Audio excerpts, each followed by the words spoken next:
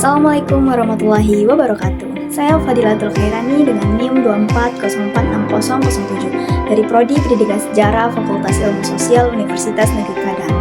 Di sini saya akan membahas terkait pertanyaan pemantik yang telah disediakan pada forum. Yang pertama, bagaimana pendapat saudara tentang istilah pribumi dan non-pribumi dalam konteks Indonesia? Nah, jadi menurut saya pribadi, istilah pribumi dan juga non-pribumi itu sebenarnya berasal dari masa penjajahan Belanda.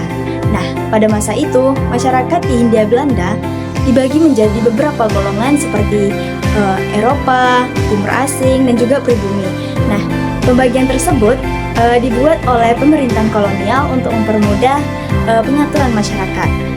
Tetapi pada kenyataannya juga menimbulkan perbedaan perlakuan dalam bidang sosial, ekonomi, dan juga hukum. Nah, dalam konteks Indonesia sekarang, istilah tersebut sering menimbulkan perbedaan karena dianggap dapat membedakan masyarakat berdasarkan asal-usul etnisnya. Nah, padahal Indonesia merupakan negara yang memiliki banyak suku, budaya, dan juga latar belakang yang berbeda.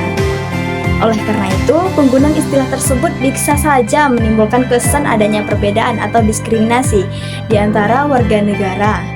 Nah, menurut saya, yang lebih penting saat ini adalah melihat semua orang sebagai warga negara Indonesia yang memiliki hak dan kewajiban yang sama tanpa membedakan asal-usulnya. Untuk pertanyaan yang kedua, masih relevankah istilah itu dipakai jika pribumi diartikan sebagai orang asli Indonesia? Nah, jika istilah pribumi itu diartikan sebagai orang asli Indonesia, maka menurut saya pribadi istilah tersebut sudah tidak terlalu relevan digunakan dalam kehidupan masyarakat saat ini. Hal ini karena sejak dahulu wilayah Indonesia itu sudah menjadi tempat pertemuan berbagai bangsa dan juga budaya, sehingga banyak terjadi pencampuran etnis dan juga budaya. Nah, selain itu, dalam kehidupan berbangsa dan juga bernegara, saat ini lebih ditekankan pada ketentraman semua warga negara tanpa membedakan latar belakang etnis. Oleh karena itu, menurut saya penggunaan istilah pribumi dan non-pribumi sebaiknya lebih digunakan dalam pembahasan sejarah atau kajian akademik.